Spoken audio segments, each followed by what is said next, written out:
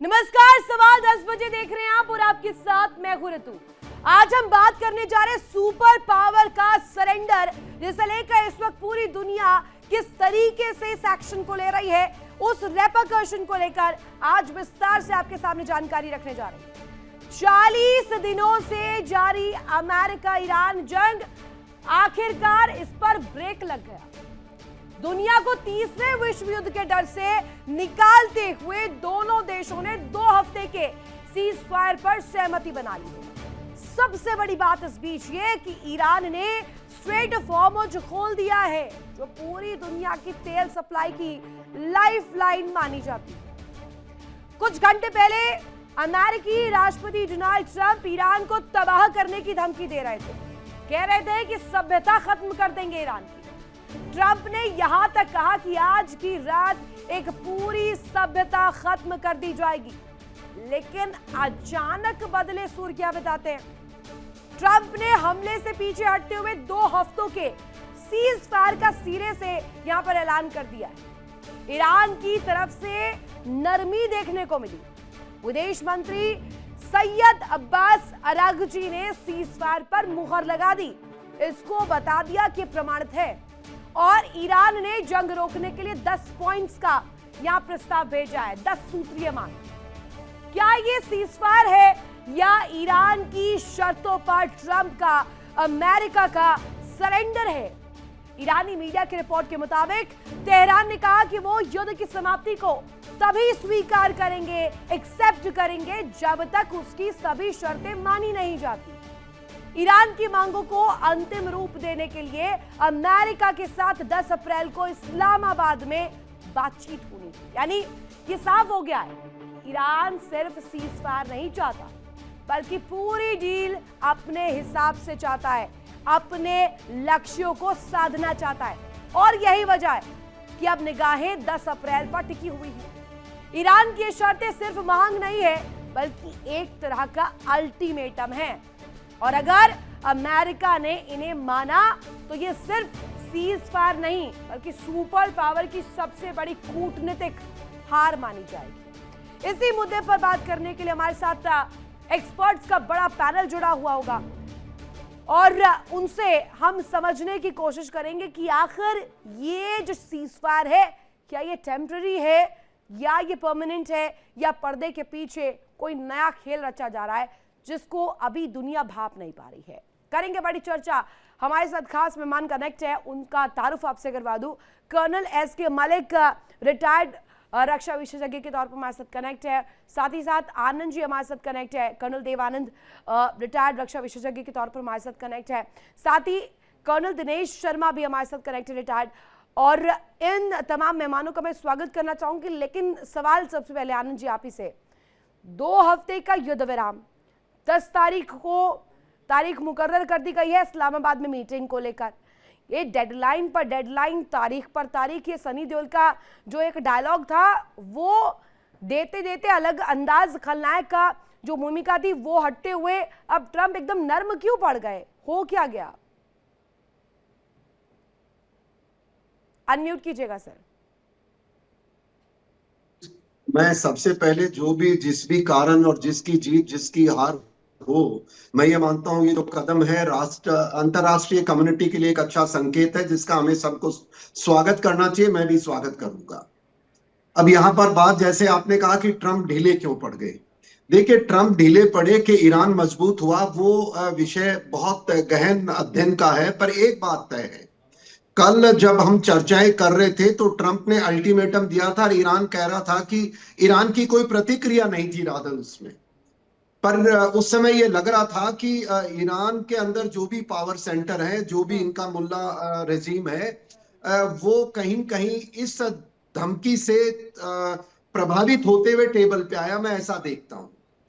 अभी कोई फैसला नहीं हुआ कि कल क्या होगा, पर जो ये एक टेबल पे लाना, उनको ये मनवाना बहुत एक बड़ा काम था, जिसमें अंतरराष्ट्रीय कम्युनिटी का बड़ा रोल है, रशिया का भी रोल है, चीन का रोल है। चीन का अमेरिका ने स्वीकार भी किया है कि भाई चीन की इसमें मध्यस्थता में हमें मदद मिली है। नाउ यहाँ पर आता हूं कि हार जीत अभी बहुत टू अर्ली, ठीक है। क्योंकि हम आज नहीं कह सकते कि ये 2 वीक के अंदर क्या होने वाला है। क्या ये टैक्टिकल पॉज है, क्या ये मिलिट्री पॉज है, क्या ये ईरान कुछ अपनी चाल चल रहा है। चीन ने भी बीच में, अगर आपने सुना हो, नोटम जारी किया है, वो भी 40 दिन का। तो ये बहुत अभी कुछ होना बाकी है, बट यकीनन ये एक अच्छा कदम है। पर जितना मैं सुन पा रहा हूं उसमें मुझे लगता है कि ईरान का पलड़ा आज के दिन भारी है। वो क्यों है? ईरान एक तरफ तो टेबल पे आ गया है। ये वो बच्चे की तरह है जिसके आप स्कूल में चांटा मारते हो तो कहता हाँ हाँ मैं कल से स्कूल में टाइम आऊंगा, पर वो कल ही बताएगा वो स्कूल पे टाइम पे आएगा कि नहीं। वो आज कह रहा है कि 2 वीक के लिए हमने हॉर्मुज स्ट्रीट खोल दी है। अरे भाई, तुम खोलने वाले होते कौन हो? पर उसने बोला है। तो एक तरह अंतरराष्ट्रीय पटल वैसे के भी ऊपर एक जो नियम है अंतर्राष्ट्रीय पटल पर, कोई भी अगर प्राकृतिक इस तरीके का स्ट्रेट या पाथवे होता है वो किसी देश के अधीन नहीं होता है। और नहीं। अगर आप मैन मेड कैनल्स को देखेंगे या मैन मेड इस तरीके के स्ट्रेट्स को देखेंगे, उसमें आप फिर भी अपना दावा ठोक सकते हैं। लेकिन इस तरीके के प्राकृतिक जो स्ट्रेट्स है उनके ऊपर किसी एक देश का हक इंटरनेशनल नियमों के अनुसार नहीं होता है। एसके मलिक सर, ये मुझे बताइएगा, डोनाल्ड ट्रंप झुक गए हैं, यू टर्न ले लिया है, या अंदर खाने कुछ और, कर्टन के पीछे कुछ और चल रहा है? Ritu, thank you very much for inviting me. देखिए रितु जी, इसको मैं 3 तरीके से रखूंगा। पहला पॉइंट कि आज की स्थिति क्या दिख रही है। अभी पिछले 2 घंटे के या 3 घंटे के जो डेवलपमेंट है, मुझे लगता है कि ये एक टैक्टिकल पॉज है, इससे ज्यादा कुछ नहीं है। दोनों साइड अपने अपना दावा कर रही है, हम जीत गए, हम जीत गए। दूसरी पार्टी झुक गई। मुझे ऐसा नहीं लगता, क्योंकि देखिए क्या होता है, इंटरनेशनल मीडिया में जब आप आते हैं आपको एक पोजीशन लेनी पड़ती है। ठीक है। उस पोजीशन के लिए आप ये तो नहीं कह सकते ना कि हम हार गए या हम झुक गए या हमने शर्तें मान ली। आज की स्थिति में ये एक टैक्टिकल मूव से ज्यादा कुछ नहीं है। दोनों साइड ने टाइम बाइंग किया है। और अच्छी बात ये हो गई कि चलो बातचीत अगर आएगी किसी भी फॉर्म में, किसी भी देश में हो, उनके तहत कुछ समाधान निकाला जाए। पर सर, प्रैक्टिकल तौर पर भी फिर भी तो हार डोनाल्ड ट्रंप की मानी जा रही है, क्योंकि रात तक तो वो सभ्यता मिटा रहे थे। रितु जी, मैं आप ही के चैनल पर रात 12 बजे लास्ट सेंटेंस कंक्लूडिंग ये रिमार्क्स दिया था कि मुझे उम्मीद है कि लास्ट टाइम पे कुछ थोड़ा सा सरप्राइज मिलने की उम्मीद है। क्योंकि ईरान के जो IRGC है, जो बिल्कुल भी तैयार नहीं था कोई भी स्टेटमेंट उसने अपनी बात को।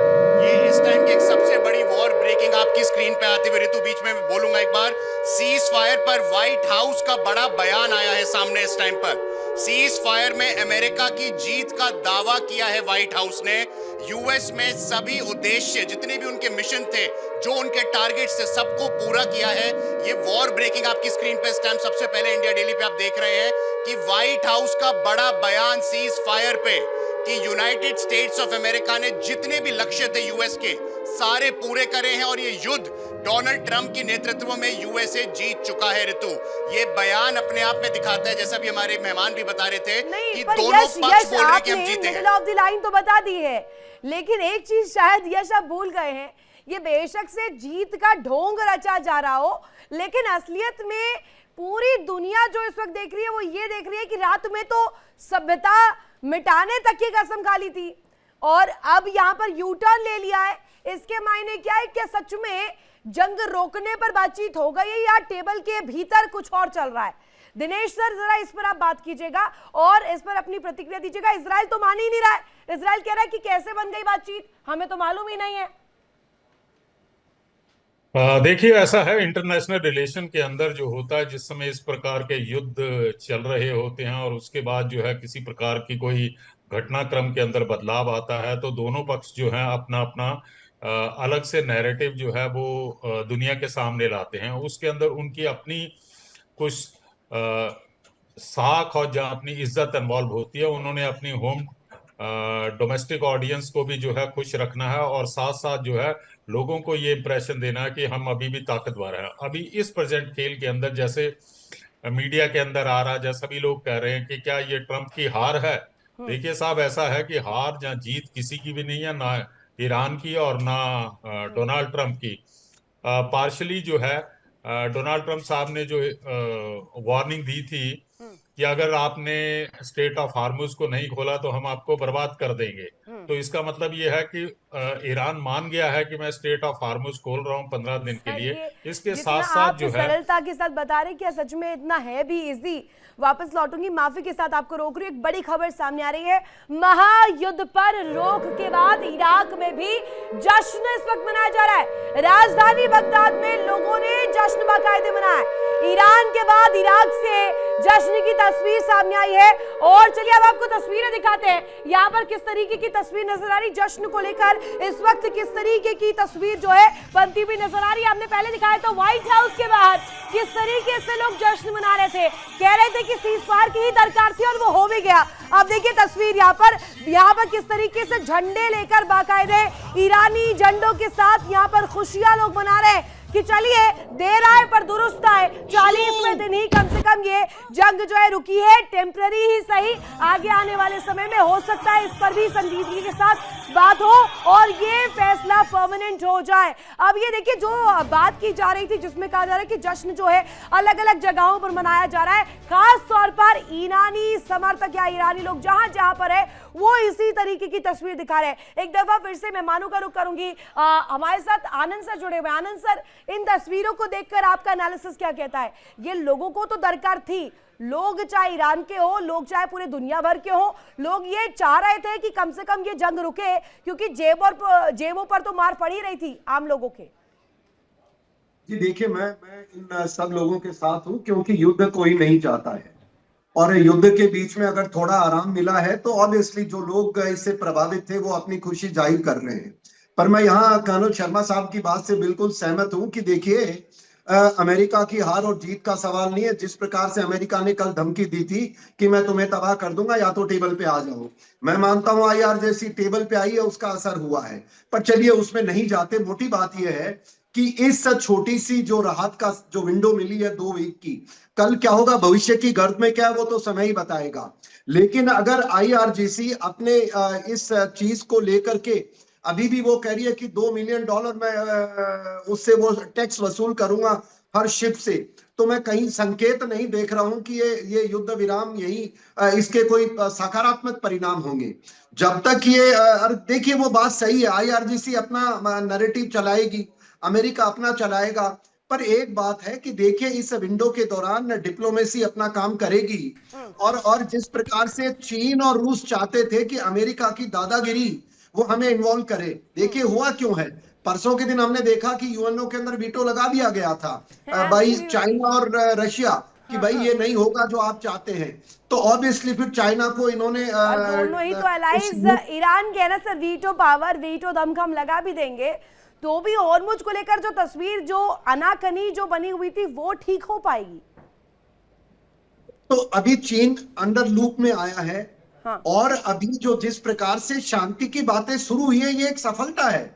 और सफलता किसके लिए वो चर्चा छोड़ दो, क्योंकि अमेरिका के प्रेमी अमेरिका को कहेंगे और जो ईरान प्रेमी है, जो आतंकवादियों के प्रेमी है, हमास हिजबुल्लाह के प्रेमी है, जो छाती पीट रहे हैं दुनिया भर में, वो कहेंगे ईरान की जीत है। पर सच्चाई ये है कि बात शुरू हुई है और हमें इसका स्वागत करना चाहिए। पर ईरान का जो कुछ चीजें ईरान के मैं फेवर में देख रहा हूं। जैसे कि आपने कहा बात शुरू तो हो गई है, पर बात अब दूर तलक जाएगी और कितनी दूर जाएगी, क्योंकि पूरी दुनिया में इसको लेकर हलचल है। और हमारे साथ खास मेहमान लगातार जुड़े हुए हैं, उनका तारुफ भी आपको कराते चलो। हमारे साथ रितेंद्र माथुर सर कनेक्ट हो गए हैं, उनके पास भी जाना चाहूंगी। स्वागत है आपका सर। माथुर सर, ये बताइएगा, हम जो तस्वीर देख रहे हैं, चाहे इजराइल की पर्सपेक्टिव से देखें, ईरान की पर्सपेक्टिव से देखें, अमेरिका की पर्सपेक्टिव से देखें, तीनों ही केसेस में चाहे लड़ाई जिसकी भी हो, इसका दंश तो पूरी दुनिया झेल रही थी। और ये हमने देखा, तारीख पर तारीख दी गई, डेडलाइन पर डेडलाइन दी गई, लेकिन तब तक तो उनके जो मंसूबे वो कहीं से भी ढीले नजर नहीं आ रहे थे। और आज सुबह एक सीधे से बयान आ जाता है सामने पॉजिटिव नोट पर, we are doing ceasefire. What's this sir? आखिरी में आपने क्या बोला? Ceasefire? या सीज फायर को लेकर के सहमति बन गई है, इस तरीके का पोस्ट। हाँ, नहीं वो जरूर ऐसा है कि सीज फायर तो वो होना चाहिए था, होना भी चाहिए, अच्छी बात है। क्योंकि जो युद्ध हो रहा है ये अब इस समय एक व्यर्थ का युद्ध चल रहा है, क्योंकि उद्देश्य जो है वो अलग है और ये लड़ाई बीच में घुस आई। अच्छा, इसका उद्देश्य पीछे ये है कि लड़ाई इसलिए चल रही है कि जो आर्म्स इनके पास रखे हुए हैं, तब वो आर्म्स रखे हुए हैं, इनमें ताकत बनी रहेगी। तो ईरान की ताकत को खत्म करने के लिए इसके आर्म्स अप्लाई करने के लिए वॉर चल रहा था। अब जो इस समय जो स्थिति बन रही है, उसके अंदर आर्म्स इसके खत्म कराने हैं इनको। तो आर्म्स हो सकता है तो उन्होंने खत्म करा लिए, पर इनको सप्लाई आर्म्स की दोबारा मिलेगी। अगर आर्म्स खत्म होंगे तो फिर सप्लाई कई दूसरे देशों से लेंगे, वो इनके पास तो खुद का कुछ है नहीं। तो ये या तो ये रूस से लेंगे या और कोई देश में देगा। चाइना के हथियार तो बेकार हो ही चुके हैं, वो तो किसी काम के हैं नहीं। ये भी चाइना के हथियारों से निपटेंगे।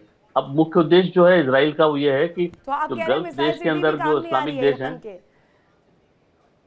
जो मिसाइल क्या सिटी बोला आपने? डेवलप की हुई थी ईरान ने, जहां पर हाँ, स्टोर वो कर मिसाइल रखा था सिटी- रूस और चीन के हथियार, वो भी काम नहीं आ रहा है। That's what you are saying. नहीं वो नहीं, ये बिल्कुल यस यस राइट वो काम नहीं आ रहा, और उसको यूटिलाइज करना भी बेवकूफी चलेगी, जो वो वॉर उसी कारण चल रहा है। अब ये जो हार्मोस की जो लड़ाई चल रही है, तो हार्मोस में इसने टैक्स लगा दिया कि आपको जो भी जहाज निकालना, हमको पैसा दो और निकलो, टोल टैक्स दो हमको।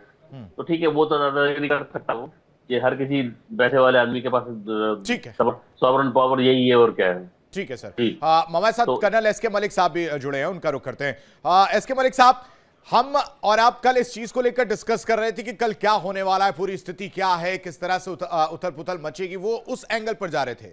और मैंने वहां पर जिक्र भी किया था कि शायद समय जो है लेने की बात डोनाल्ड ट्रंप करते हुए नजर आएंगे। तो मैं इस सीज फायर को सिर्फ और सिर्फ ये मान रहा हूं कि अमेरिका एक बार फिर से समय लेने की कोशिश कर रहा है, क्योंकि इजराइल ने इस चीज से भला सहमति जताई हो, लेकिन लेबनान को लेकर स्थिति साफ नहीं है। ऐसे में यूएस और इजराइल का भी कॉन्फ्लिक्ट हो सकता है।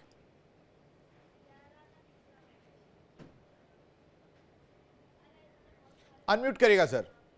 जी आशीष जी, अगर याद हो जब हमने कल क्लोज किया था अपना डिस्कशन जी, मैं ये उम्मीद में था कि लास्ट मिनट कोई सरप्राइज मिलने की उम्मीद है, क्योंकि मेरा असेसमेंट ये था कि लड़ाई को बढ़ाने में आईआरजीसी भी एक तरह से थक चुकी है। हाँ। ऐसा नहीं है कि हम कि आईआरजीसी के पास अनंत पावर है, वो लड़ते रहेंगे, वो भी चाहिए। और ये भी मानिए कि जो ये पॉज है ना, ये एक टैक्टिकल पॉज है, ये बातचीत का इसको ये जामा पहनाया गया है, ये सिर्फ पॉज लिया गया है। दोनों देश, दोनों साइड एक दूसरे पर हाईली डाउटफुल है, वो अपने आप को स्ट्रेंथन करने का ये मौके को यूज करेंगे, अपने रिसोर्सेज को रीऑर्ग करने का मूव करेंगे। आप ये देखिए जो शर्तें ईरान इस टाइम जो हम मीडिया में देख रहे हैं, अगर वो अमेरिका मान लेता तो अमेरिका फिनिश्ड स्ट्रेटेजिकली। नहीं, ये बात बच भी नहीं रही है ना सर। सभ्यता, मैं ये समझ ही नहीं पा रहा हूं कि एक समय सभ्यता खत्म करने की बात डोनाल्ड ट्रंप कह रहे होते हैं और अचानक से क्या ऐसा उनके दिमाग में आ जाता, कहते हैं कि नहीं सीज फायर पर बात होगी। आशीष जी देखिए, ये बात तो सही थी, ये आईआरजीसी ईरान में बैठे लोगों ने महसूस किया था कि ट्रंप साहब की जो भाषा है, ठीक है, वो बहुत ज्यादा बढ़ चढ़ के बोलते हैं, इसमें कोई शक नहीं है, लेकिन एक टफ एक्शन कार्ड्स पे आ चुका था। यही बात है कि मुझे लगता है कि आईआरजीसी ने अपने लोग जो उनके वार्ताकार हैं, दर्शकों तक साझा करनी जरूरी है। इस टाइम एक बड़ी वॉर ब्रेकिंग आती है होर्मुज को लेकर, होर्मुज स्ट्रेट को लेकर एक बड़ी ब्रेकिंग आई है इस टाइम पे। होर्मुज स्ट्रेट को लेकर एक बड़ी खबर आपकी स्क्रीन पर। होर्मुज पर टोल वसूलेंगे ओमान और ईरान। ये खबर सुबह जब व्हाइट हाउस से आई थी, अभी इस पे अपडेट आया है पूरा कि ओमान और ईरान होर्मुज स्ट्रेट पर गुजरने वाले जहाजों पर जो वसूल करने वाले हैं टैक्स, वो बड़ी खबर है अभी के लिए। बिल्कुल, और इसी चीज का जिक्र हम कर रहे थे कि ये शायद समय जो है इसी वजह से लिया जा रहा है कि टोल टैक्स के जरिए अपने आप को खड़ा किया जा सके, जिसका जिक्र मैंने एस के मलिक साहब से किया। इस बीच एक और बड़ी खबर यश मैं अपने दर्शकों के सामने रख दूं कि युद्ध विराम पर इजराइल के पीएम के दफ्तर से बड़ा बयान सामने आया ऋतु, जिसमें अमेरिका की पहल का स्वागत करते हुए कहा है, हम चाहते हैं ईरान के पास परमाणु हथियार ना हो। ये बड़ी खबर है युद्ध विराम पर इजराइल के पीएम के दफ्तर से ये बयान सामने आया, जिसमें कहा जा रहा है कि युद्ध विराम पर क्या कहा गया है वो आप समझिए, इसकी मायने आप समझिए कि अमेरिका की पहल का हम स्वागत करते ऋतु, और लेकिन सबसे हम चाहते हैं कि ईरान के पास परमाणु हथियार हो, यानी जो घुमा फिरा के बाद जो है वो परमाणु हथियार पर आकर टिकी है। नहीं नहीं, इसमें एक चीज आशीष, मिडिल ऑफ द लाइन आप देखिए, एक देश जो कह रहा है कि हम परमाणु हथियार बनाना नहीं रोकेंगे, न्यूक्लियर प्रोग्राम पर कोई बातचीत नहीं होगी, और ये शर्त भी है ईरान की, और दूसरी तरफ से अमेरिका कह रहा है कि जो 10 सूत्रीय मांग रखी गई है, जो 10 सूत्रीय एक कंडीशन जो रखी गई है, उसके तहत ये सीजफायर हुआ है, जिसमें मुख्यतः न्यूक्लियर वेपन्स की मैन्युफैक्चरिंग पर पूर्णतः फुल स्टॉप लगने को लेकर बात है। अब ये दोनों ही कॉन्ट्रोडिक्टरी स्टेटमेंट्स, और इस बीच आ जाता है इजराइल कह रहा है कि हमें तो न्यूक्लियर हथियार बनाने ही नहीं देना चाहिए ईरान को। ईरान अगर इस तरीके का प्रयास करता है तो ईरान के लिए ये कार्रवाई आगे तक जानी चाहिए, और अगर ये दूर तक जाती है तो ये तस्वीर किस तरीके की बनेगी। 2 हफ्ते का युद्ध विराम बेशक से हुआ है, लेकिन न्यूक्लियर वेपन्स डेवलप करने का हक ईरान को नहीं है, ईरान को इसके लिए झुकना ही पड़ेगा। लेकिन यूरेनियम एनरिचमेंट पर रास्ता जो है वो कहीं ना कहीं क्लियर होता हुआ नजर आ रहा है। यश भी इस बात से इत्तेफाक रखेंगे, इस बात को लेकर के बात जो रखी गई, जिसमें शर्त ये रखा गया था कि यूरेनियम एनरिचमेंट ऐसा ही चलता रहेगा जैसा अभी चल रहा है। न्यूक्लियर वेपन्स को लेकर के बेशक से अभी कॉन्ट्रोडिक्टरी स्टेटमेंट्स आ रही है दोनों तीनों तरफ से, लेकिन आने वाले समय में इसका दंश क्या होने वाला है, क्या सीजफायर जो है टेम्पररी कही जा रही है, ये बड़े तूफान की ओर आगे ले जाएगी। दिनेश सर, इस पर जरा रिएक्ट कीजिएगा, ये न्यूक्लियर वेपन्स का खेल जो है, क्या ये खेल बिगाड़ देंगे क्या? सबसे पहले तो मुझे लगता है कि जो हमारा डिस्कशन है वो गलत डायरेक्शन में जा रहा। अगर आप उनकी शर्तें देखते हैं तो ईरान ने जो है कमिट किया है कि हम परमाणु बम नहीं बनाएंगे। जब वो कहता है कि मैं परमाणु बम नहीं बनाऊंगा, तो वो ये कहने के बावजूद जो है वो नहीं बना सकता जिस प्रकार के हालातों में से वो गुजरा है। अब आप ये नहीं कह सकते हैं कि वो परमाणु बम बनाते समय पूरी दुनिया का धोखा दे सकता है। जिस समय वो ये शर्त को मानता है तो इंटरनेशनल एटॉमिक एनर्जी के जो नुमाइंदे हैं वो टाइम टू टाइम जाकर जो है उसको और ज्यादा क्या कहते हैं इंस्पेक्शन करेंगे। दूसरा जो है बाकी शर्तें जितनी भी उन्होंने शर्तें रखी हैं, मैं ये मानता हूं कि इन शर्तों को 100% जो है वो नहीं माना जाएगा, क्योंकि इस प्रकार की शर्तें अगर अमेरिका मानता है तो उसकी इंटरनेशनल लेवल के ऊपर जो है बहुत ज्यादा बेइज्जती होगी। तो अब आने वाले दिनों में देखा जाएगा। टाइम टू टाइम IAEA का जिक्र आपने किया, आपने कहा कि टाइम टू टाइम इसको इंस्पेक्ट करेंगे वो लोग, लेकिन अगर इंस्पेक्ट भी करेंगे और अगर एक तरफ से ईरान कह भी रहा है कि हम ऐसी तस्वीर नहीं दिखाएंगे, हम नहीं करेंगे मैन्युफैक्चर, फिर भी इजराइल अगर ये पक्ष रख रहा है तो ये क्या दिखाता है? वापस लौटो, एक बड़ी खबर सामने आ रही सर, बड़ी जानकारी आपको दे दूं, ईरान की मीडिया में महायुद्ध पर इस वक्त चर्चा हो रही है। सुपर पावर बता रखा है ईरान दुनिया का नया सुपर पावर है। अब लीजिए, ये काम भी लगे हाथ हो ही गया। आप दिनेश सर इस पर भी जरा प्रतिक्रिया दे ही दीजिए। अभी तक जो सुपर पावर अमेरिका होता आया है, बताता आया है और खुद को जताता भी आया है। लीजिए, आप आगे बढ़ते हुए 2 कदम ईरान कह रहा है कि वो है दुनिया का नया सुपर पावर, और इससे कहीं ना कहीं अमेरिका को मिर्ची लगती हुई नजर नहीं आएगी क्या सर? ये साहब ऐसा है कि ईरान जो है साइकोलॉजिकली जो है वो अपने आप को प्रूव करना चाहता है कि मैं सुपर पावर बन गया हूं। मैं ही एक पूरे विश्व के अंदर एक ऐसा कंट्री हूं जो कि अमेरिका के अंदर नहीं झुका हूं। ये बात माननी पड़ेगी कि उसने जो है डटकर मुकाबला किया है। और इसके साथ साथ एक पॉइंट और मैं ऐड करना चाहता हूं, अभी जो बैलेंस ऑफ पावर है, या ईरान की जो मिडिल ईस्ट के अंदर भूमिका है, या शक्ति है, वो बहुत बढ़ गई है। और दूसरा इसका ये भी, इस प्रकार की जो नैरेटिव होते हैं वो उन्होंने अपनी पब्लिक को एक प्रकार से यूनाइट करने में और अपनी पब्लिक का मोराल हाई करने के लिए भी इस प्रकार की पॉइंट इज टेकिंग, मैं समझ गई आप बोलना क्या चाह रहे हैं, लेकिन ये तो जरूर है ना कि ईरान के आगे झुक तो गए हैं ट्रम्प एटलीस्ट। नहीं, अब आप देखिए इसको आप नहीं कह सकते कि झुक गए हैं। देखिए, किसी भी युद्ध का जो है एक दिन अंत होना है, चाहे वो समय लगे, और अल्टीमेटली जो है डिप्लोमेसी जो है वही आके रोल को प्ले करेगी। अभी मेरे हिसाब से तो दोनों के लिए जो है विन विन सिचुएशन है।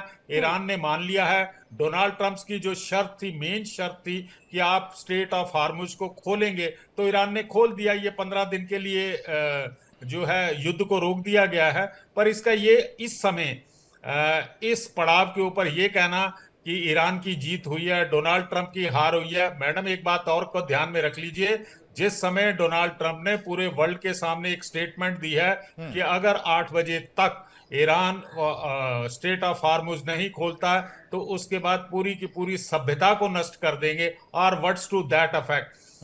तो इसका मतलब है कि ईरान के अंदर भी किसी प्रकार की खलबली मची थी। ऑल ऑफ ए सडन मुझे आप ये बताइए कि अभी तक वो नकारता रहा था, इतना उसका नुकसान होने के बावजूद भी वो नकारता रहा था कि हम कोई बातचीत नहीं करेंगे। ऑल ऑफ ए सडन अभी डोनाल्ड ट्रंप साहब के द्वारा दी गई जो है समय सीमा ठीक है समय 1 मिनट के लिए। सर कंप्लीट करेगा। बड़ी खबर भी मैं दर्शकों के सामने रख दूं, सॉरी आपको इंटरप्ट कर रहा हूं। ईरान की राष्ट्रीय सुरक्षा परिषद का भी बड़ा बयान सामने आया है। ईरान पर से सभी प्रतिबंध हटाए जाएंगे। होर्मुज पर ईरान के नियंत्रण के लिए यूएस तैयार है, परमाणु ऊर्जा प्लांट पर भी अमेरिका तैयार है। ये ऐसा ईरान की तरफ से ये बयान देखने को मिल रहा है। ईरान की राष्ट्रीय सुरक्षा परिषद का ये बड़ा बयान है ऋतु, क्योंकि लगातार जो स्थिति पैदा हुई और उसके बाद से सीज़फायर की बात आई, अब उसके बाद से ये बड़ी खबर बेहद महत्वपूर्ण हो जाती है कि ईरान पर से सभी प्रतिबंध हटाए जाएंगे निश्चित रूप में। और हॉर्मुज पर ईरान के नियंत्रण के लिए यूएस भी तैयार है, ये सबसे इंटरेस्टिंग पॉइंट है। अब देखिए युद्ध के बीच धकेला अमेरिका ने, लोगों की जेब पर असर पड़ा, और अब ये देखिए समर्थन करने के लिए तैयार है कि हॉर्मुज पर ईरान के नियंत्रण के लिए भी यूएस जो है स्वागत कर रहा है इस कदम का। परमाणु ऊर्जा प्लांट पर भी अमेरिका तैयार है। अब ये कॉल क्या बताता है और ये डिप्लोमेसी क्या बताती है? आनंद सर प्लीज इसे जरा डिफाइन कीजिएगा। एक देश ने जंग के बीच झोंका, अमेरिका ने पूरी इसको इनिशिएट किया, अब वो कह रहे हैं कि हम जो नियंत्रण है, जो पैमाना है, उसमें समर्थन करेंगे ईरान का।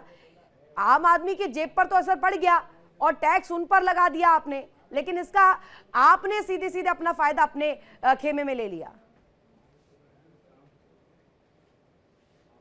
अनम्यूट कीजिएगा सर, अनम्यूट कीजिए सर।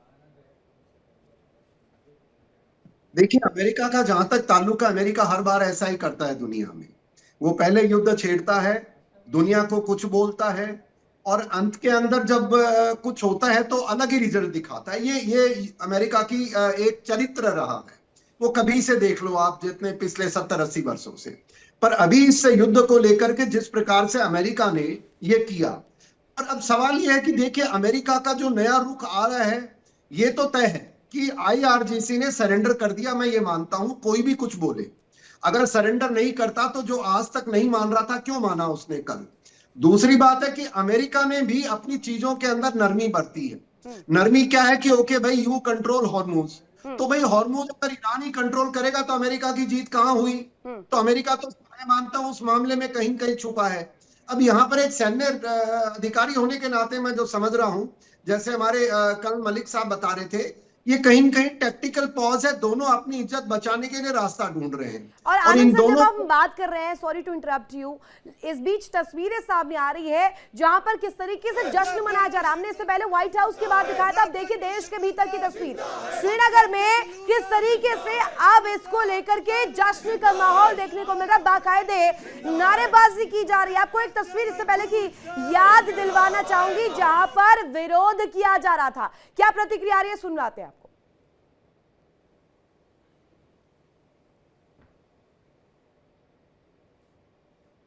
शायद कोई टेक्निकल ग्लिच है। वापस से आनंद से प्लीज कंप्लीट कीजिएगा। इससे पहले हमने देखा था कि शिया समुदाय के लोग सामने आते हैं, उन्होंने विरोध किया था जब ये वॉर शुरू हुई थी, ये संघर्ष शुरू हुआ था। अब जश्न मना रहे हैं, not only around white house, अब ये देश में भी हो रहा है। तो अमेरिका की जीत का मैं अभी सवाल नहीं डिस्कस कर रहा हूं। दुनिया को जो इसकी कीमत चुकानी पड़ी है बहुत बड़ी है। सामान्य नागरिक ईरान के थे, उनको बड़ी कीमत चुकानी पड़ी है। ये जश्न वश्न तो आप भी जानते हैं, मैं भी जानता हूं कि सरकार जो कंट्रोल करती है, मीडिया उसमें अपने चमचे खड़े कर लेती है और फोटो निकाल करके वो भेजती है। ईरान के अंदर आज के दिन इंटरनेट काम नहीं कर रहा है। पब्लिक क्या है वो किसी को भी नहीं पता है। फिल्टर्ड न्यूज बाहर आ रही है, तो ये चलता रहेगा। पर सबसे बड़ी गंभीर बात है, मुझे लग रहा है कि अमेरिका का कोई एजेंडा है जो अभी तक उसने पब्लिक नहीं किया था, और अब कहीं सर, कहीं तो ग्राउंड की तस्वीरें सामने आ रही है। सर, ये लाइव फुटेजेस हमने दिखाई है। आनंद सर, आपकी बात में हो सकता है कि फिल्टर्ड इंफॉर्मेशन को लेकर आप कह दें, लेकिन ये तो हमने लाइव फुटेजेस दिखाई है। रितु जी एक बात बताऊं आपको, मैंने लाइव फुटेज जिंदगी में बहुत देखी है। 370 अटैक, मुझे पता है, मैं हिस्सा रहा हूं उस चीज का। और मैं आपको एक दो चीज बता दूं, क्या बाहर लाइव आना है क्या ये आप और मैं जानते हैं, तो let's not get into that debate. पर मैं जो बात कहना चाहता हूं, मीडिया को ही सीधे कटघरे में खड़े कर रहे हैं सर। अमेरिका, बिल्कुल इसमें क्या बात है, सच्चाई तो रहेगी ना। आप मीडिया वाले बंधु मेरे से ज्यादा जानते हैं कि कौन सा फुटेज चलाना है, कौन सा नहीं चलाना है। अंडर प्रेशर है, मैं आपको ठीक है सर, माफी के साथ एक दफा फिर से रोक रही हूँ। एक बड़ी खबर सामने आ रही है, आशीष प्लीज। बड़ी खबर आपको बताएं कि ईरान यूएस सीज फायर से मजबूत हुआ है रुपया। एक बार फिर ये बड़ी और अच्छी खबर है। ईरान यूएस सीज फायर से रुपया मजबूत होता हुआ नजर आया। 92.64 प्रति डॉलर हुआ है। मंगलवार को डॉलर के मुकाबले 93 था ये रुपया। तो ये बड़ी खबर आपको बता रहे हैं इस वक्त की। इस पूरे सीज फायर का असर कहीं ना कहीं जिस तरह से कच्चे तेल पर भी कीमतों पर भी पड़ता हुआ नजर आया, उसकी वजह से अब सीज फायर का असर जो है रुपया पर भी पड़ता हुआ नजर आ रहा है। ईरान यूएस सीज फायर से जो रुपया है वो मजबूत होता हुआ नजर आया है। गेस्टों का रिएक्शन ले लेते हैं, उनका भी रुख कर लेते हैं। आनंद सर, कहीं ना कहीं ये चीजें होनी थी और ये प्रेशर ही था। हालांकि ये अगर हम भारत के लिहाज से ना देखकर ओवरऑल देखें तो इस सीज फायर का सबसे ज्यादा बेनिफिट कहीं पहुंचा है तो वो कच्चे तेल पर देखने को मिला, क्योंकि वो समस्या सबसे बड़ी थी और शायद ये एक बड़ी वजह है जिसकी वजह से डोनाल्ड ट्रंप ने 2 कदम अपने पैर जो है वो पीछे लिए, 2 कदम वो पीछे हटते हुए नजर आए। मेरा मानना दूसरा है। देखिए, तेल मुख्य कारण नहीं है इसमें। अगर जीत हुई तो इजराइल की हुई है। वो जाके लेटानी नदी तक अपना कंट्रोल कर लिया, हिजबुल्लाह को खत्म करने के लिए उसने प्लान कर लिया। हमास ऑलरेडी खत्म हो गया है। इजराइल ने बैकग्राउंड पे अपनी जीत सुनिश्चित कर ली है और न्यूक्लियर प्रोग्राम को भी कुछ वर्षों पीछे कर दिया है। हाँ, ये बात सत्य है कि डोनाल्ड ट्रंप और दुनिया ने, आज हम कह रहे रुपया स्ट्रांग है, क्या स्ट्रांग है भाई साहब? 2 रुपए 50 रुपए महंगा कर दिया डॉलर। 70 से या 80 के आसपास से आप 100 पे ले गए, आज नीचे लेके आ रहे तो मीडिया पर सवाल करते करते आप अब सरकार की नीतियों पर भी जा रहे हैं सर। ठीक है, एस के मलिक सर, इस पर जरा रिएक्ट कीजिएगा। अब ये जो हम देख रहे हैं सिर्फ तेल की कीमतों पर ही नहीं, इसका असर पूरी दुनिया की अर्थव्यवस्था पर पड़ेगा ऑल टुगेदर। और अगर हम देखें, चाहे भारत का स्टैंड हो, किसी और देश का स्टैंड हो, हम नेटो की बात करें, हम अलग अलग संगठनों की बात करें, इसमें सभी का फायदा है, नॉट ओनली इंडिया। देखिए रितु जी, शॉर्ट टर्म फायदे में ज्यादा फायदा होता नहीं है। मैं एक चीज कहता हूं, ये एक पॉज है, ये सीज फायर, मतलब मैं तो कम से कम, मेरा तो एनालिसिस नहीं कहता ये सीज फायर है, ये एक पॉज है और टैक्टिकल पॉज है। क्या अगर इसके पूरा हॉर्मुज के ऊपर ईरान का कंट्रोल देने से नुकसान किसका हो रहा है? पूरे के पूरे अरब कंट्रीज का नुकसान है।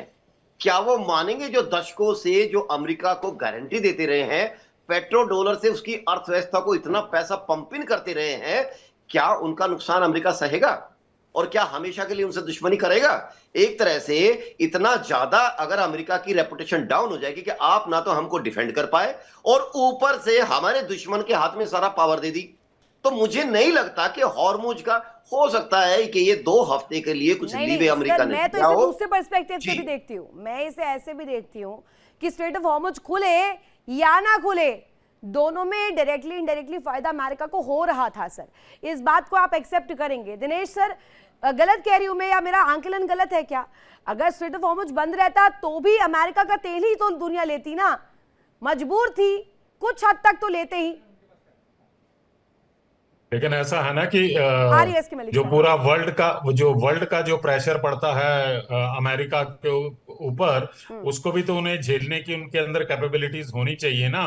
चाहे डोनाल्ड ट्रंप साहब कुछ भी कहते रहे नाटो के बारे में, यूरोप के बारे में, बाकी उसके, लेकिन वो बिल्कुल जो है पूरे वर्ल्ड से अलग थलग नहीं हो सकते थे। जैसा कि हमारे कर्नल मलिक साहब बता रहे थे, देखिए ऐसा है कि ये स्टेट ऑफ हॉर्मुज जो है अमेरिका के ऊपर, तो मैं मानता हूं कि उनके ऊपर कोई असर नहीं पड़ रहा था, लेकिन उनकी साख को, जो उनकी इज्जत को जो है बहुत बड़ा धक्का लग रहा था। अगर आपको याद हो तो कुछ 5-7 दिन पहले जो है, जिस समय डोनाल्ड ट्रंप ने कहा था कि नाटो जो है वो एक कागजी शेर है, मैं उनको रिक्वेस्ट किया था कि आइए स्टेट ऑफ हार्मुज को खुलवाइए, वो नहीं आए हैं। ऑस्ट्रेलिया, जापान, साउथ कोरिया से किया है। तो उस समय उन्होंने ये कहा था कि मुझे अमेरिका को स्टेट ऑफ हार्मुज सर से कुछ लेना देना नहीं मैं है। आपको अब जरा जिन रोकना देशों का चाहूंगी तेल इसमें। निकले, मेरे को एक सवाल इसी में पूछना है सर, मुझे ये बताइए, इस चीज में तो फिर अमेरिका खुद ही को एक्सपोज कर रहा है।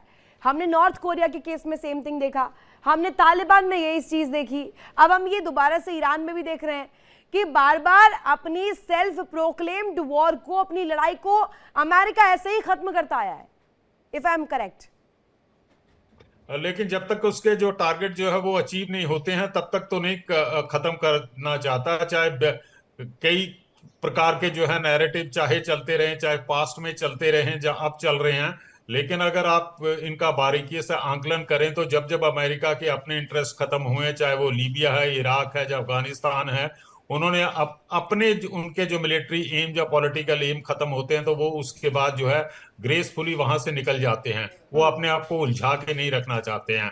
अब जो है ईरान के अंदर उनके, अगर हम इस समय जो है सिर्फ ईरान, यूएस और इजराइल की वॉर को आंकलन कर रहे हैं, लेकिन इसके पीछे की राजनीति के बारे में शायद हमने बातचीत नहीं की है कि इसके पीछे कौन से प्लेयर हैं, चाहे वो रशिया है या चाइना है। आज जो है अमेरिका का सबसे ज्यादा कंपटीटर जहाँ कहें कि उनके नजदीक आ रहा है एक प्रकार से, जो वर्ल्ड पावर, सुपर पावर बनने की कोशिश कर रहा, वो है चाइना। तो मेरा ये मानना है कि अमेरिका ने चाहे जो कुछ किया, वेनेजुएला में किया या ईरान के अंदर किया, वो एक प्रकार से जो है ठीक है, यानी चाइना कि को हमें से टेम्पररी अभी फिलहाल माने, आने वाले समय में क्या इसमें चेंजेस या तब्दीलियां होती है, ये देखने वाली बात होगी। हमारे साथ एक और खास मेहमान कनेक्ट हो गए, कमांडर डॉक्टर भूषण दीवान सर, रिटायर्ड, हमारे साथ कनेक्ट हो गए। सर बहुत स्वागत आपका भी। आपने भी ये खबर सुनी होगी, सीज फायर हो चुका है, जिसको लेकर के हम 40 दिनों से सर चर्चा कर रहे हैं, और मुझे ऐसा लगता है कि आप हर एक दिन जब जब हमारे साथ कनेक्ट हुए हैं तब तब हम बात कर रहे थे कि ये सिलसिला रुकेगा कहाँ। ठीक है, टेम्पररी सही, बट अभी सीज फायर तो हो गया है। इसमें आप अंदर खाने देख क्या रहे हैं? क्या ये वही तस्वीर है जो देखी जा रही है, या पर्दे के पीछे कुछ और खेल चल रहा है? ये self proclaimed war Donald Trump का आपको कैसा नजर आ रहा है? बहुत अपोजिशन थी उनके अगेंस्ट उनकी कंट्री में। उनके यहाँ ऑयल की प्राइस $4.15 पर गैलन हो गई थी। बात यह है कि जो स्ट्रेट ऑफ हॉर्मुज की वजह, बाधित होने की वजह से दो global oil supply 200 billion barrels है। अब वो जब बाधित होगी तो रेट बढ़ेंगे, ग्लोबल सप्लाई और ग्लोबल डिमांड तो कम नहीं हुई, ग्लोबल तो बढ़ेंगे। उसके चलते उनके भी रेट बढ़ रहे हैं। जब उनके रेट बढ़ रहे हैं तो उनको तकलीफ हो रही है। और दूसरा, कई ह्यूमैनिटेरियन लोग खड़े हो रहे हैं अमेरिका के अंदर, भाई आप ईरान पे क्यों अटैक कर रहे हैं। तीसरा, खुद मागा क्राउड कह रही है, आप तो आए थे कहते हुए कि हम इंटरवेंशन नहीं करेंगे, दुनिया के वार में अमेरिका नहीं उलझेगा, तो आप तो जाके उलझ गए भाई। तो इन सब के चलते, और डेमोक्रेट्स तो अमेंडमेंट 25 कलम 4, भाई ये दिमाग से पागल हो गया है, इसको हटाओ। नहीं वहां पर तक सर बात कर रहे मुझे थे। एक चीज जाननी है आपसे। मैंने कई दफा इसका जिक्र भी किया है, आई होप आप इसे समझ भी पाएंगे। उस हिसाब का जो सवाल है ये, जिसमें हम करते हैं कि आगे जो दिख रहा है हमें शायद वो सच नहीं है, या हम डिलुलू वर्ल्ड में जी रहे हैं। सीज फायर हो जरूर गया, लेकिन पीछे कुछ और बड़ा चल रहा है जो हम नहीं देख पा रहे हैं। चाहे यूक्रेन को लेकर के सेटलमेंट रूस का हो, क्या ये उसका भी एक रेपरकशन हो सकता है कि आप यूक्रेन से अपनी सेनाओं को हटा लीजिए, हम ईरान के पर्सपेक्टिव पर नर्म पड़ जाएंगे, और चीन और रूस ने ये साथ में पॉइंट रखा जिसकी वजह से सीज फायर हो रहा है? नहीं, आपका विचार, ऐसा सोचना अच्छी बात है रितु जी, पर मैं क्षमा करें, मैं इससे इत्तेफाक नहीं रखता हूं। जहां तक यूक्रेन की बात है, अमेरिका तो चाहता है कि रूस दबाता रहे यूक्रेन को, और यूरोप को भी समझ आ जाए कि वो कुछ कर नहीं सकते हमारे बगैर। ठीक है, और रूस का ट्रंप और पुतिन का तो अच्छा दोस्ताना बना हुआ है, तो क्योंकि उन्होंने चीन के साथ, चीन को दबाना है, तो वो इस पे अभी कनेक्शन नहीं है। अभी तो डोमेस्टिक प्रेशर जो ट्रंप के ऊपर है उसका है। अंदर खाने क्या हो रहा है मैं बताऊं आपको। अंदर खाने ये हो रहा है, ये बात हो गई तो ईरान ठंडा हो गया, लोग तो खुशियां मना रहे ईरान में, और पर इन 2 हफ्तों में ईरान पुरजोर तरीके से अपनी बैलिस्टिक मिसाइल जो खत्म हुई हैं और जो अनसेफ्टी हुई है, एक्सपोज हुआ है उनका न्यूक्लियर असेट्स का, उसको ठीक करने में लगेंगे। और उसके अंदर पुतिन भी और चीन भी खुल के बहुत असला देंगे। क्यों? क्या पता कल को दोबारा ट्रंप साहब की दिमाग बिगड़ जाए, फिर वो अटैक कर दें। ट्रंप की फोर्सेस तो खड़ी हुई है गल्फ में सारी, तो इसलिए अंदर खाने ये हो रहा है। और अंदर खाने क्या, और भी देखें आप, अंदर खाने के अंदर क्या हो रहा है। वो लेबनान पे तो अटैक जारी है इजराइल के, और इसके सामने ईरान के भी अटैक जारी है गल्फ स्टेट्स पे, सऊदी, कतार, यूएई पे जारी है।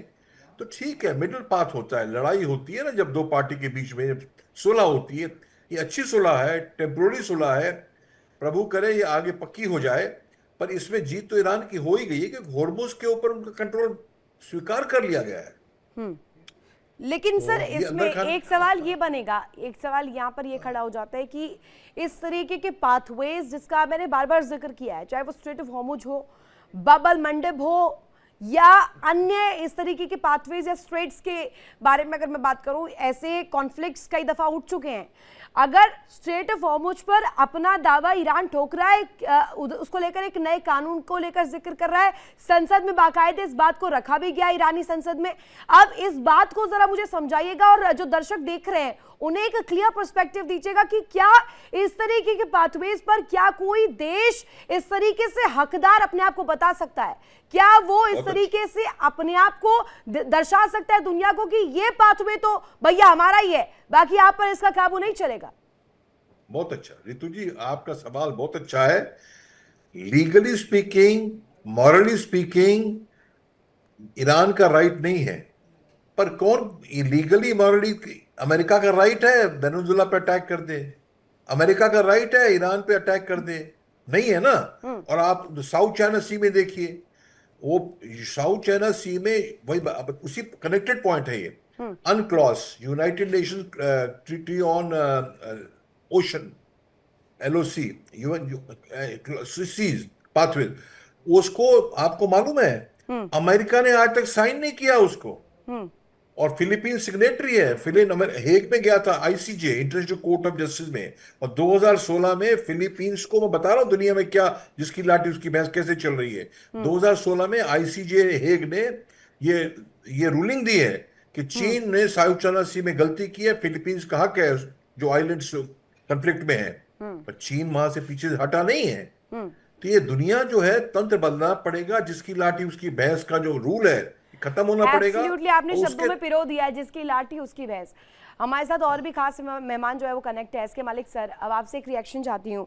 Joint comprehensive plan of action JCPOA, अब इसको लेकर अगर मैं एक बार जिक्र कर लूँ, बाराक ओबामा की रिजीम में इसको लेकर के तस्वीर रखी गई थी, और जैसे ही सत्ता में डोनाल्ड ट्रंप आते हैं वो इसे धता बता देते हैं और अमेरिका को सबसे पहले इस एग्रीमेंट से बाहर निकाल लेते हैं। तो वो देश जो कि अभी ईरान पर हमला करने का वजूद, उसका आधार ये बता रहा है कि न्यूक्लियर प्रोग्राम को ईरान के हमें रोकना है, और वही कंट्री डोनाल्ड ट्रंप की रेजिम में ही वो अपने आप को इस एग्रीमेंट से बाहर निकाल रहा है। ये टू फेस्ड नेचर, ये हिपोक्रेसी नहीं है क्या दुनिया के साथ? रितु जी, यूएस की हिपोक्रेसी डे 1 से चल रही है, जब से यूएन ने पिछले 150 सालों में पावर गेन की है, स्ट्रेंथ गेन की है। ये बात सही है कि जैसे आप कह रहे थे, जिसकी लाठी उसकी भैंस, ये हमेशा से चलता रहा है।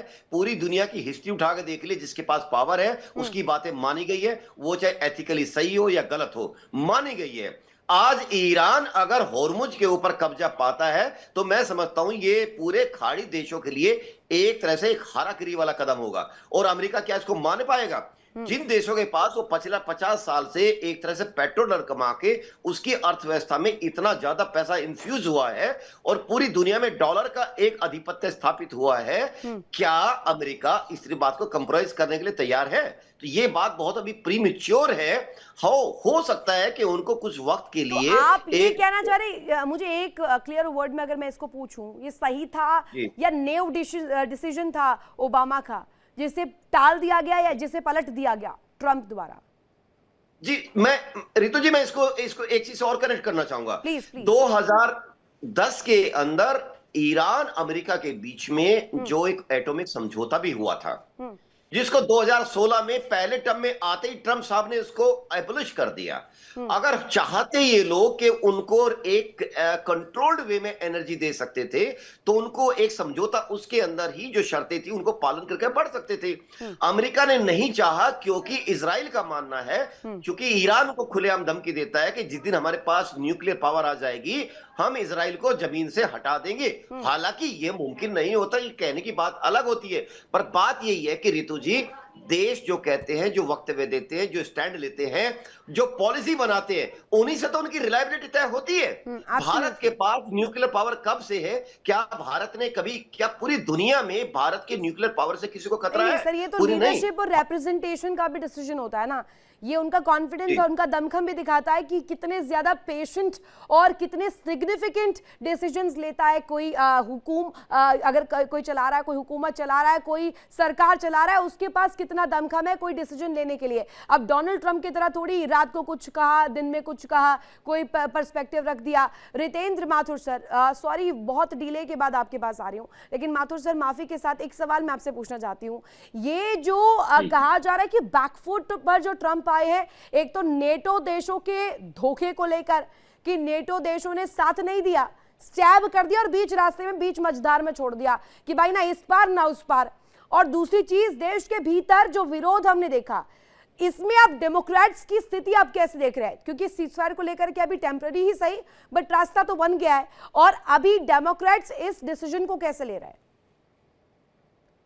इस सब अमेरिका के अंदर, जो अमेरिका को देखा जाए तो अमेरिका के अंदर मिड टर्म पोल एक होने वाला है। मिड टर्म पोल में डोनाल्ड ट्रंप अपनी स्थिति को ठीक करना चाहते हैं, इसके कारण उन्होंने एक सीजफायर जैसी स्ट्रेटजी अडॉप्ट की है। वैसे अमेरिका का स्टैंड शुरू दिन से एक जैसा ही है, उनको हमेशा, जैसे गल्फ देशों के अंदर कुछ देशों को लड़ना ही लड़ना है, ऐसे ही इनको भी लड़ना ही लड़ना है। तो इनके पास आर्म से और आर्म से तो वो यूज तो करें कहीं ना कहीं। तो ये सब जो स्थिति बन रही है, इसमें जो इजराइल है, इजराइल जो है इस पूरे क्षेत्र के अंदर एक ताकतवर देश बनना चाहता है, जो चाहता है कि भाई बन ही गया। और उसका स्ट्रेटजी शुरू से थी कि इस्लामिक एक बॉम्ब आ रहा था, एटम बॉम्ब, जो इस्लामिक बॉम्ब बन रहा था। आप याद करें, अगर आप हिस्ट्री याद करें तो 1981-82 के आसपास इराक एक न्यूक्लियर बॉम्ब बना रहा था। तो जब इराक का न्यूक्लियर रिएक्टर कमीशन होने वाला था, उसके 10 मिनट पहले इजराइल के जहाजों ने जाकर उसको उड़ा दिया, नष्ट कर दिया। तो ये एक जीत हुई, और नहीं तो वो इस्लामिक बॉम्ब बन जाता। अब ईरान इस समय तैयारी कर रहा था, तो इसको जो रूस का सपोर्ट था, रूस लगा हुआ देश है उससे, वो उसको ताकत देता रहा। तो यहाँ जो अमेरिका घुसा हुआ था, लड़ नहीं पा रहा था ठीक से, इसलिए सीज फायर एक समझदारी की उसने, जो अमेरिका ने इस्तेमाल की, डोनाल्ड ट्रंप ने जो भी करवाया, सीज फायर कराया। यहाँ हमें क्रेडिट देना चाहिए डोनाल्ड ट्रंप को। तो आप कह रहे हैं कि इसे एक तरह से व्हाइट वॉश करने के लिए अपने कैरेक्टर को या अपनी पॉलिटिक्स को, इस स्टंट को इस्तेमाल में लाया गया है? बिल्कुल बिल्कुल, स्ट्रेटेजी है ये। वहाँ की पॉलिटिक्स को देखते हुए स्ट्रेटेजी है, क्योंकि वहाँ भी एक लॉबी है, लॉबी के अंदर जो अपोजिशन है वो चुप हो जाएगा सब। ठीक है दीवान सर, इस बात को मुझे जरा समझाइएगा। एक देश एक तरफ सोचेगा अमेरिका, और अगर एक कंपैरिजन ड्रॉ करें ईरान, तो ईरान ने अपना सुप्रीम लीडर गवा दिया, अपनी लीडरशिप गवा दी, अपनी चीजों को गवा दिया, अपने वेपन्स गवा दिए, अपने लोगों के ऊपर बड़ा सवाल खड़ा कर दिया। कितने लोग मारे गए वो संख्या भी कंपेयर कर लीजिएगा। इस परिप्रेक्ष्य में डोनाल्ड ट्रंप ने क्या खोया वो तो हमने देखा ही है, उनके सामने खोने के लिए कुछ नहीं था, और इन्होंने सब कुछ खोने के बावजूद भी कॉन्फिडेंस दिखाया। अब दूसरी तरफ अगर हम अमेरिका को देखें, अमेरिका जो कि कह रहा था कि न्यूक्लियर पावर, न्यूक्लियर प्रोग्राम, हम ईरान को इस तरीके से सशक्त नहीं होने दे सकते, चाहे यूरेनियम के एनरिचमेंट को लेकर देख लीजिए, रजीम हम बदल कर रहेंगे। इन तमाम पर्सपेक्टिव पर तो फेल ही हो गए ना डोनाल्ड ट्रंप। शक फेल हो गए। सबसे बड़ी बात यह है कि उनकी दादागिरी को रोकने के लिए ईरान ने मजबूत स्टैंड लिया है। मैं ये कहता हूं ये दुनिया के लिए अच्छी बात है। क्यों? ये दादागिरी का हक किसी को नहीं होना चाहिए कि जिसकी लाठी उसकी भैंस का जो थ्योरम है, जो ये प्रिंसिपल है, ये सिद्धांत खत्म होना चाहिए दुनिया की बातों में। और ये जान के इन लोगों ने बनाया हुआ यूएनओ ऐसा, वीटो पावर कर दो, वो कर दो, चढ़ा दुनिया के ऊपर रूल करने के लिए, ये खत्म होना चाहिए। ईरान जो कर रहा था 2023 में हमास के हवाले से इजराइल के ऊपर, वो भी टेररिज्म है। और उसके जवाब में अमेरिका ने जो किया है 28 फरवरी को, वो भी टेररिज्म है। तो सर कोई ये हक तो नहीं जो उसको। झंडा बरदार बनते हैं डोनाल्ड ट्रंप, ग्लोबल पुलिसिंग करने के लिए निकलते हैं, दादागिरी करते हैं। अगर मैं कहूं वेनेजुएला के केस में, ग्रीनलैंड के केस में, और अभी आने वाले समय में क्यूबा पर भी वही तस्वीर दिखाने वाले थे। इससे पहले हमने देखा था इराक में क्या किया, अलग अलग तस्वीर हमने देखी है। लेकिन क्या ईरान के बाद उन देशों को भी बल मिलेगा? वो कॉन्फिडेंटली आ पाएंगे? हाँ, मैं कह रहा हूं बिल्कुल मिलेगा। मैं फिर से कह दूं, जैसे हमारे इंडिया में इलेक्शंस होते हैं ना, भाई इस पार्टी को वोट करो, इसको करो, तो क्या कहते हैं भाई, ये नागनाथ है, एक सांपनाथ है। ये वही है। अब ईरान भी सांपनाथ है और नागनाथ है, तो ये, पर ये खत्म होना चाहिए। पर मैं, ऋतु जी, आपके चैनल पे शायद पहले बोला है मैंने, और एक दो चैनल में बोला, बताऊं मैं आपको, जो नेटो अलग थलग पड़ गया है, पर नेटो ने एक बड़ी अच्छी बात की है। 4 दिन पहले यूके के प्राइम मिनिस्टर ने एक ऑनलाइन मीटिंग बुलाई है 35 देशों की, ठीक है, जिसमें वो ये प्रस्ताव पास कर रहे हैं कि युद्ध खत्म होना चाहिए दुनिया के लिए, ये जो खतरनाक काम है। युद्ध तो शुरू किया अमेरिका ने, हाँ। ईरान भी उसमें आग में तेल डाला है। तो ये मैं देख रहा हूं, यूरोप को, यूरोप, अभी आपको पता है यूएनओ को हेडक्वार्टर न्यूयॉर्क में है, सारा पैसा यूएनओ को चलाने के लिए अमेरिका देता है। हाँ। टाइम है, हेग में भी है, जेनेवा में भी है, टाइम है नया नेटो बनाए। कौन बनाए? यूरोप बनाए। मैं ये बीच देख रहा हूं उसके अंदर, अंकुरित हो सकता है। इस बीच में एक मिनट, एसके मलिक सर, दोनों हाथों में लड्डू तो इस वक्त इजराइल के है। उसने जो चाहा, जो चाबी चलाई, उस चाबी पर अमेरिका चल भी दिया, अटैक भी कर दिया, उसने इसका रेपरकशन भी झेल लिया, थू थू करवाई, वो अलग। अब देखिए इजराइल के तो मंसूबे पूरे हो रहे हैं। उसने एटलीस्ट, जैसा कि अभी माथुर सर बता रहे थे, हमास को, हिजबुल्लाह को रोकने के लिए प्लान तो तैयार कर ही लिया, अटैक भी कर ही रहे हैं। ऋतु जी देखिए, मूल विषय ये है कि हिजबुल्लाह और हमास को ऐसे कौन से उद्देश्य है जो ईरान पूरे प्राप्त करना चाहता है, क्यों खड़ा किया उन्होंने। अगर मैं इस बात पे सवाल पे आऊं, देखिए उसके निहित स्वार्थ है, वो इन लोगों को धार्मिक आधार पर भड़काकर आगे कर अपनी जो मेन एनर्जी है उसको फोकस करना चाहता है, अपने को रीजनल पावर बनाने में। आप ये देखिए ना, ईरान के खिलाफ, ईरान के अपोजिट साइड में जो सी कोस्ट पे है, कितने देश हैं? 10-12 देश हैं जो कि हमेशा से इनके साथ 36 का आंकड़ा है। बहरीन पर तो ईरान आज भी अपना दावा करता है। तो देखा जाए ईरान की जो इंटेंशंस है वो एक तरह से एग्रेसिव रही है। यही देखते हुए सऊदी अरब से लेके यूएई से लेकर नीचे के नीचे जितने भी कंट्रीज हैं, ओमान के ऊपर तक आइए, सब कंट्रीज ईरान को इस तरह से इस रूप में नहीं देखना चाहेंगे, क्योंकि ईरान जितना मजबूत होगा, और जब तक उसकी मेंटेलिटी पॉलिसी नहीं बदलेगी, रिजीम का मतलब है गवर्नमेंट की पॉलिसी। देखिए किसी भी देश की जनता वैसे ही फॉलो करने लगती है। हॉर्मुज की लोकेशन काम आ गई क्या सर? हॉर्मुज की और ईरान की लोकेशन काम आ गई क्या? ये पहले दिन से मालूम था ऋतु जी कि हॉर्मुज उसका अल्टीमेट हथियार है। क्योंकि यहाँ पे हथियार पे जब जैसे वो उसको स्क्वीज करेगा, एनर्जी सोर्सेज पर दबाव आएगा, लोग भागे भागे अमेरिका को प्रेशर करेंगे, और यही तो उसने किया। और इसी वजह से उन्होंने खाड़ी के देशों पर मिसाइल मारे कि आप हमको वहां हिट करें। क्योंकि वक्त बहुत कम है, मैं चाहती हूँ आप एक प्रेडिक्शन भी दे दीजिए, ये टेम्पररी मान रहे या परमानेंट मान रहे? तीनों मेहमानों से मेरा सवाल रहेगा यही, ये सीज़फायर आप टेम्पररी मान रहे हैं या परमानेंट मान रहे हैं? इसके मालिक सर। रितु जी ये एक टैक्टिकल टेम्पररी पॉज है, दैट्स ऑल। माथुर सर आपका परसेप्शन क्या कहता है, आपके एनालिसिस क्या कहती है, आगे कुछ बिगड़ेगा या ठीक हो जाएगा? नहीं, मैं भी दो बातें ऐड करूंगा। एक टेम्परेरी है, दूसरा एक प्रॉक्सी वॉर शुरू होने वाला वहां पे। इसके बाद एक और प्रॉक्सी वॉर? बिल्कुल, इजराइल वो प्रॉक्सी वॉर करेगा। अच्छा, मतलब ये आप कह रहे हैं कि इजराइल के मंसूबे भी ठंडे नहीं हुए हैं, वो आगे से ले जाएगा? होने वाले नहीं है, क्योंकि अरब देश ठंडे नहीं होंगे तो वो भी ठंडा नहीं होगा। परस्पर है दोनों एक दूसरे के। भाई आप किसी के दुश्मन हो तो दुश्मन को आप माफ कर रहे हो, तो माफ तो दुश्मन को कर नहीं रहे हो, उसे दुश्मनी ले ही रहे हो, तो लड़ेगा कि नहीं लड़ेगा? वो तो लड़ेगा, अपना अस्तित्व के लिए लड़ेगा। यानी कि दीवान सर इसको ऐसे देखा जाए कि हिजबुल्लाह हमास के पूर्णतः खात्मे तक इजराइल कम से कम नहीं रुकने वाला है। दीवान सर। हाँ बिल्कुल, इजराइल तो नहीं रुकेगा, बिल्कुल ठीक बात है। पर आपका सवाल ऋतु जी कि ये टेम्पोररी है परमानेंट है, ये तो 2 हफ्ते का है, टेम्पोररी ही है, साफ जाहिर है। पर मेरे आंकलन में ये लॉन्ग टर्म पीस आ जाएगी। 2 हफ्ते के बाद कोई चलिए, आगे पीछे लगे तले करके आपने एटलीस्ट ये तो कहा कि इससे कुछ आगे बेहतरी जरूर होगी, पूर्णता रुके ना बेशक, लेकिन कुछ ना कुछ एड जरूर मिलेगा। वक्त मेरे पास इतना ही था। आप तमाम मेहमान जो हमारे साथ कनेक्ट हुए सभी का शुक्रिया और अपना पक्ष रखने के लिए भी आप सभी का बहुत शुक्रिया। हालांकि इंडिया डेली पर ये मेगा कवरेज लगातार जारी है। मिडिल ईस्ट के हालात इस वक्त जो बने हुए हैं और इस वक्त जो टेम्पररी सीज फायर को लेकर तस्वीर बनी हुई है, क्या ये आने वाले बड़े तूफान को दिखा रही है या असल मायने में सच्चाई के साथ अमेरिका इस सीज फायर पर फोकस करते हुए आगे तस्वीर बदलने में विश्वास रखता है। रुकेंगे एक छोटे से ब्रेक के लिए। ब्रेक के उस पार भी खबरें लगातार जारी है। इंडिया डेली अब आपके स्मार्ट टीवी पर मौजूद है। देखिए इंडिया डेली 24/7 अब आपके स्मार्ट टीवी पर। इंडिया डेली मौजूद है सभी डिजिटल प्लेटफॉर्म पर लाइव और लगातार। इंडिया डेली 24/7 हर दिन राष्ट्र को समर्पित।